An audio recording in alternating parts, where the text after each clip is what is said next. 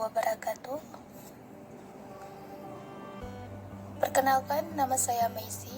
Saya dari Program Studi Manajemen Universitas Buana Perjuangan Karawang ingin mempresentasikan hasil laporan kerja praktek yang saya angkat judulnya, yaitu Pencatatan Pelaporan Keuangan dan Pengelolaan Aset pada Sekretariat Dewan Perwakilan Rakyat Kabupaten Biren. Adapun penjelasannya yaitu ada latar belakang. Di sini kerja praktek atau KP adalah salah satu mata kuliah wajib pada program studi berupa kegiatan penempatan praktek kerja mahasiswa untuk memberi wawasan mengenai penerapan pengetahuan pada dunia usaha atau kerja.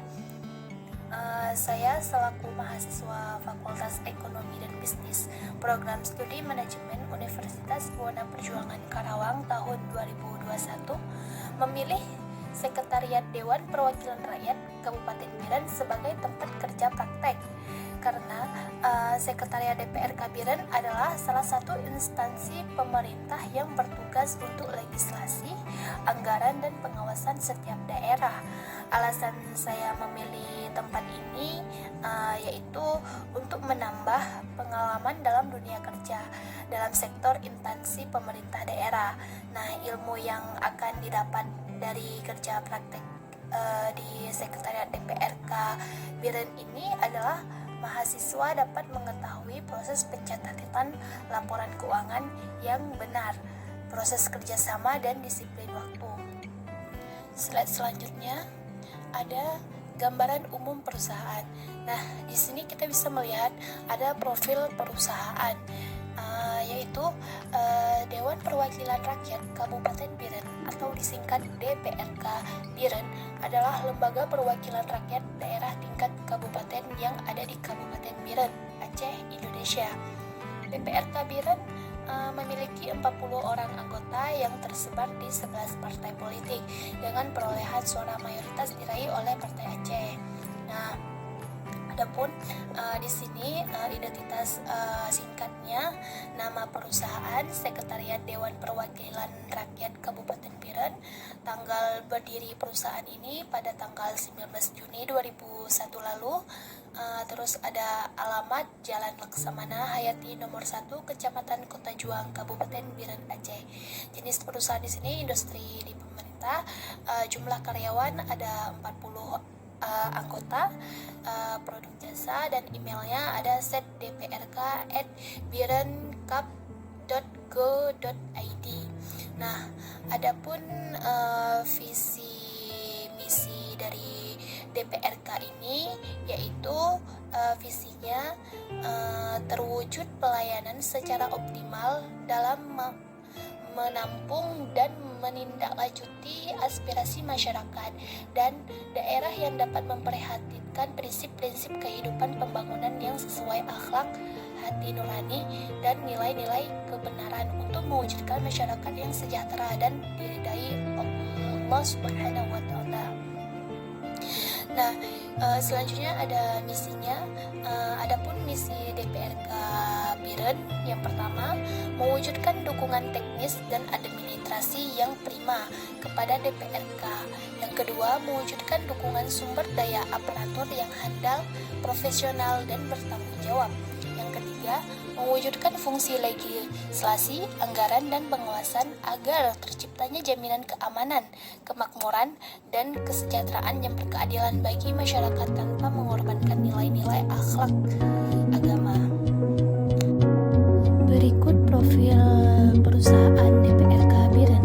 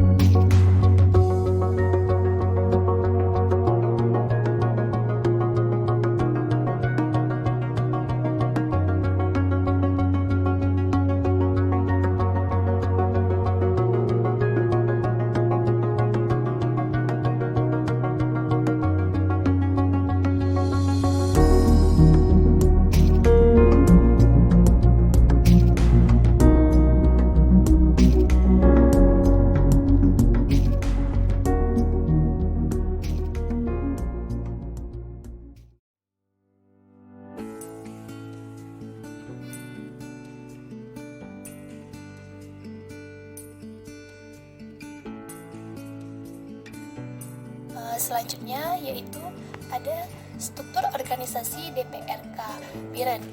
Adapun strukturnya yaitu yang pertama itu ada sebagai sekretaris DPRK Biren, yang kedua ada ketua bagian umum, yang ketiga ada ketua bagian risalah dan hukum, keempat ada ketua bagian keuangan, kelima ada ketua sub bagian perlengkapan dan pemeliharaan, keenam ada ketua sub bagian tata usaha dan kepengawasan, dan ketujuh ada ketua sub bagian risalah dan persidangan, yang kedelapan ada ketua sub bagian hukum dan humas, yang kesembilan ada ketua sub bagian data, informasi dan dokumentasi, yang kesepuluh ada ketua sub bagian anggaran, dan yang terakhir ada ketua sub bagian pembendaharaan dan verifikasi.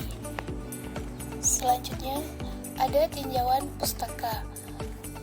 Adapun manajemen aset daerah. Manajemen aset diartikan sebagai suatu kegiatan manajemen dalam mengelola penggunaan dana yang ditujukan dalam rangka meningkatkan kontrol atau pengawasan terhadap aset tetap dan revaluasi aset tetap yang disesuaikan dengan nilai wajar. Manajemen aset daerah sebagai salah satu pencapaian atau kesesuaian sebagai mungkin antara keberadaan aset dengan strategi entitas atau organisasi secara efektif dan efisien. Hal ini mencakup seluruh siklus hidup aset sejak perencanaan dan penganggaran hingga pembinaan, pengawasan dan pengadilan serta peraturan risiko dan biaya yang terkait selama siklus hidup aset. Selanjutnya ada pencatatan pelaporan keuangan dan pengelolaan aset pada DPRK. Yang pertama itu pengertian pencatatan pelaporan keuangan. Menurut draft, pencatatan laporan keuangan adalah suatu cara komunikasi di mana penulis menyampaikan informasi kepada seseorang atau suatu badan karena tanggung jawab yang dibebankan kepadanya. Tahun 2001 halaman 284. Jadi pengertian pencatatan laporan keuangan menurut Bridwan adalah ringkasan dari suatu proses pencatatan, merupakan suatu ringkasan dari transaksi-transaksi keuntungan yang terjadi selama tahun buku yang bersangkutan. Itu ada pada buku tahun 2004 halaman 17. Selanjutnya nomor yang kedua itu ada jenis-jenis pencatatan. Adapun jenis-jenis pencatatan itu dibagi menjadi 5. Yang pertama itu ada laporan laba rugi atau income statement. Dari namanya saja kita tentu tahu bahwa laporan ini berfungsi untuk memperhatikan apakah perusahaan mengalami kerugian atau keuntungan.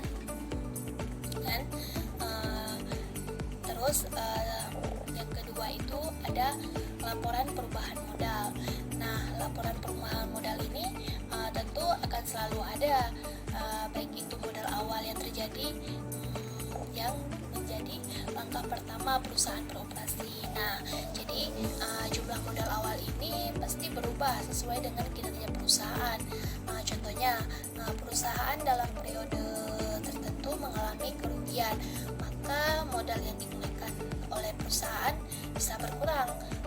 Begitu juga sebaliknya, jika perusahaan mendapat laba, maka modal akan bertambah. Yang ketiga ada neraca atau balance sheet. Neraca itu di dalam akuntansi lebih dikenal dengan nama balance sheet. Jadi secara umum laporan ini dibuat untuk menunjukkan kondisi, posisi dan informasi keuangan sebuah perusahaan pada periode tertentu. Penyusunan laporan neraca ini membuat kita bisa melihat beberapa data penting seperti jumlah aset perusahaan, kewajiban atau utang atau liabilitas dan ekuitas modal perusahaan. Yang keempat ada laporan arus kas. Laporan arus kas ini juga dikenal dengan nama laporan cash flow. Laporan ini dibuat untuk menunjukkan aliran masuk dan keluar kas perusahaan pada periode tertentu. Selain itu, laporan arus kas juga difungsikan sebagai indikator jumlah arus kas di periode yang akan datang. Laporan arus kas juga digunakan sebagai salah satu alat pertanggungjawaban arus kas masuk dan keluar selama periode pelaporan. Nah, yang terakhir itu ada catatan atas laporan keuangan. Laporan keuangan terakhir yang harus kita ketahui di sini adalah catatan atas laporan keuangan. Jenis laporan ini mungkin masih asing untuk kita karena faktanya beberapa orang lebih fokus pada 4 yang tadi yang kita jelaskan. Padahal laporan keuangan yang satu ini juga penting dan bisa membantu kita untuk lebih memahami laporan keuangan secara keseluruhan. Catatan atas laporan keuangan ini juga dibuat untuk memberikan penjelasan yang lebih rinci terkait dengan hal-hal yang tertera dalam keempat laporan keuangan tadi yang sudah disebutkan. Bahkan dalam laporan keuangan ini juga disediakan penyebab atau alasan yang berkaitan dengan data yang tersaji dalam laporan keuangan. Selanjutnya, yang ketiga ada tujuan pencatatan. Tujuan pencatatan adalah untuk mengumpulkan dan juga melaporkan informasi terkait masalah keuangan, kinerja, posisi keuangan, dan lain sebagainya.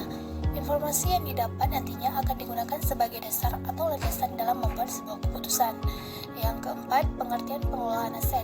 Pengelolaan aset negara dalam pengertian yang dimaksud dalam pasal 1 ayat 1 dan ayat 2 PP nomor 6/2006 adalah tidak sekedar administratif semata, tetapi lebih maju berpikir dalam menangani aset negara dengan bagaimana meningkatkan efisiensi, efektivitas, dan menciptakan nilai tambah dalam pengelolaan aset.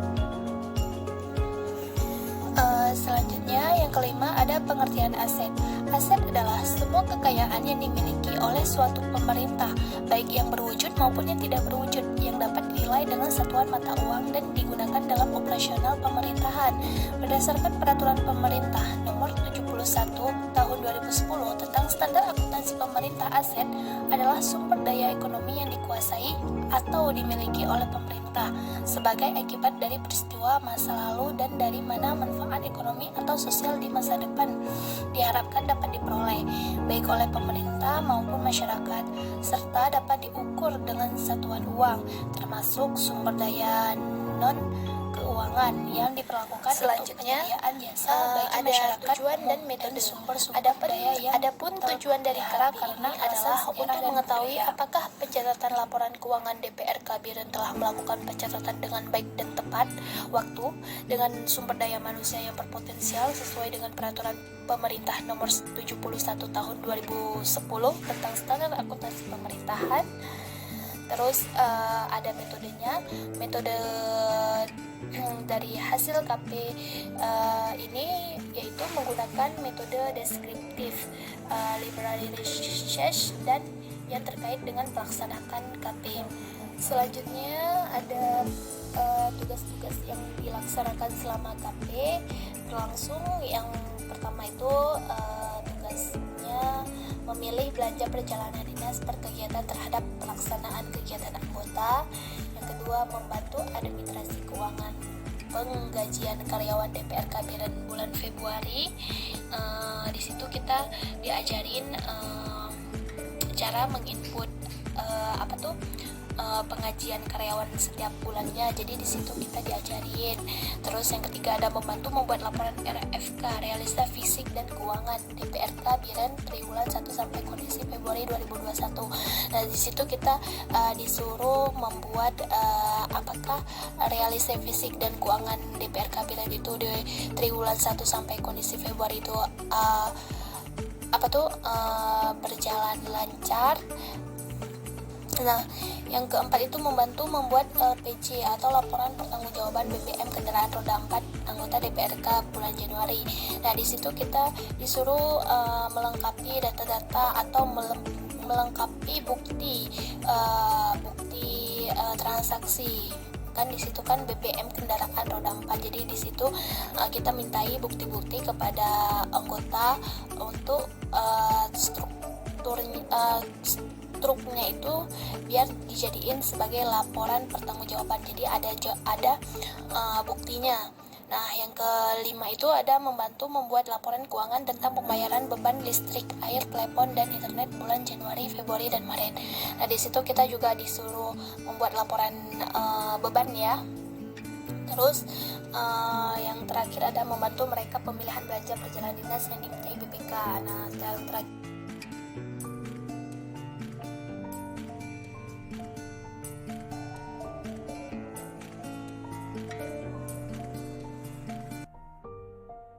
yaitu saat melakukan kerja praktek, tugas utama yang dilakukan yang pertama itu ada mencatat transaksi keuangan harian, di mana selalu ada pengeluaran dan pemasukan dalam sekretariat DPR Kabinet.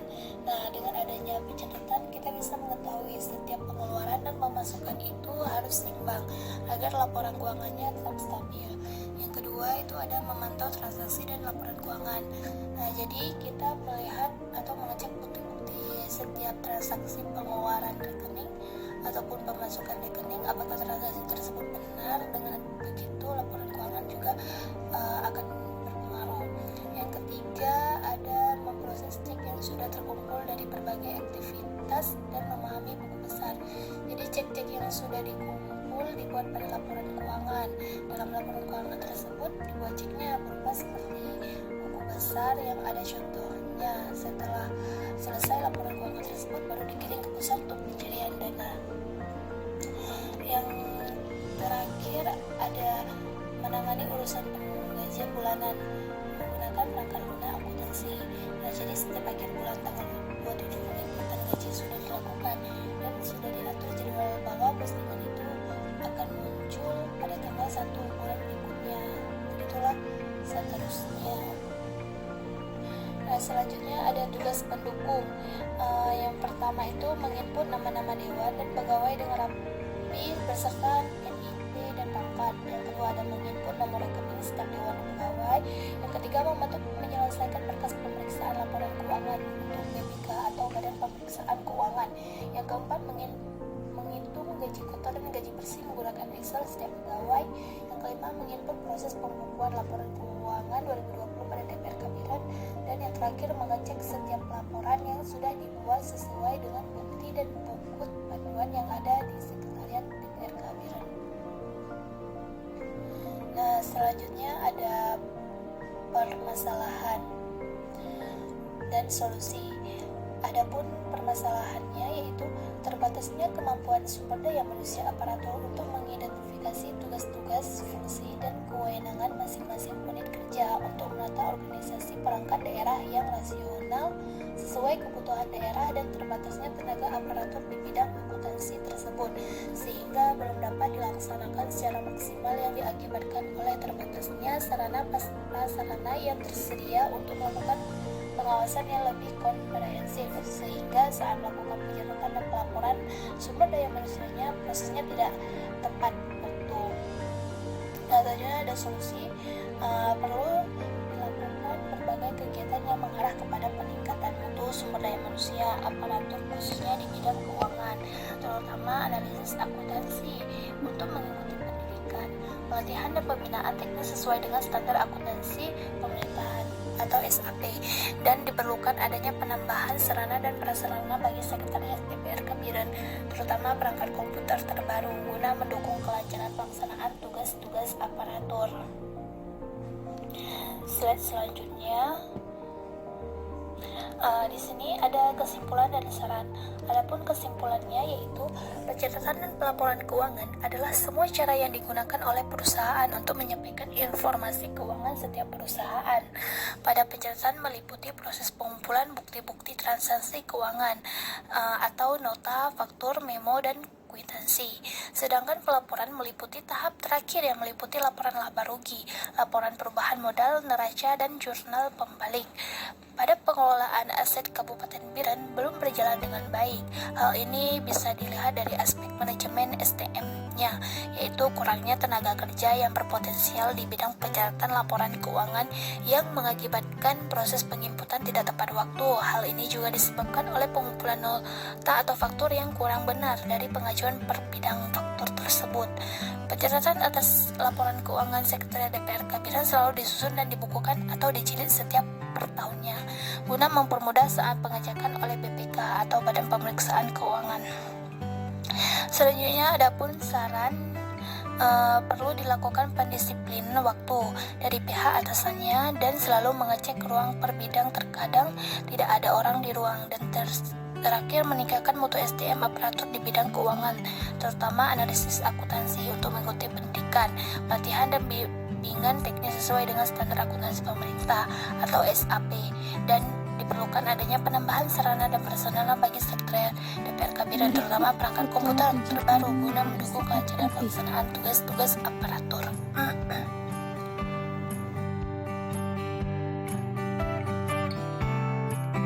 Terima kasih sudah menonton video ini. Jika ada kekurangan dan kesalahan, mohon dimaklumi. Dengan begitu saya akhiri, wabillahi taufik wal hidayah. Assalamualaikum warahmatullahi wabarakatuh.